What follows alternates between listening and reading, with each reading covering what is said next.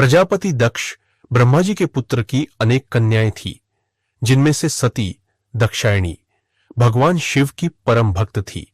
सती ने बचपन से ही भगवान शिव को पति रूप में पाने की इच्छा जताई और कठोर तपस्या की। उनकी घोर तपस्या से मशहूर भगवान शिव ने उन्हें पत्नी के रूप में स्वीकार कर लिया। दोनों का विवाह संपन्न हुआ।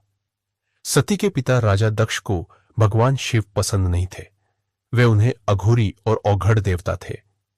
एक बार राजा दक्ष ने एक भव्य यज्ञ हवन का आयोजन किया, जिसमें सभी देवताओं और ऋषियों को आमंत्रित किया गया, लेकिन भगवान शिव को आमंत्रित नहीं किया गया। जब सती को यह पता चला तो वे स्वयं अपने पिता के यज्ञ में चली गई। जब सती यज्ञ स्थल पर पहुंचे तो उनके पिता राजा दक्ष ने भगवान शिव का घोर अपमान किया।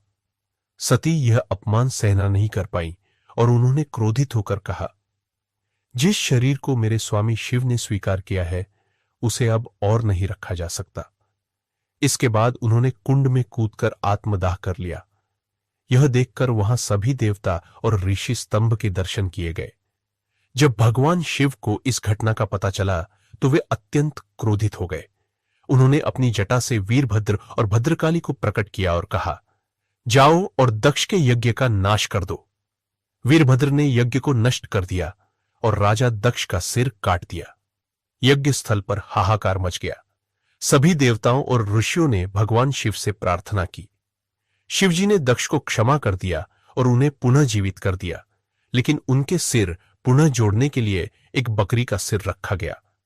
सती के शरीर को देखकर भगवान शिव शोक में तप करने चले गए। यहां भगवान विष्णु ने अपने सुदर्शन चक्र से सती के शरीर के टुकड़े कर दिए, जिससे उनके अंग अलग अलग स्थानों पर गिर गए। यह स्थान आज 51 शक्तिपीठों के रूप में प्रसिद्ध है।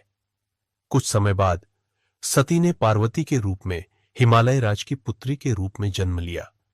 उन्होंने कठोर तपस्या की और भगवान शिव से विवाह पुनः आरंभ किया।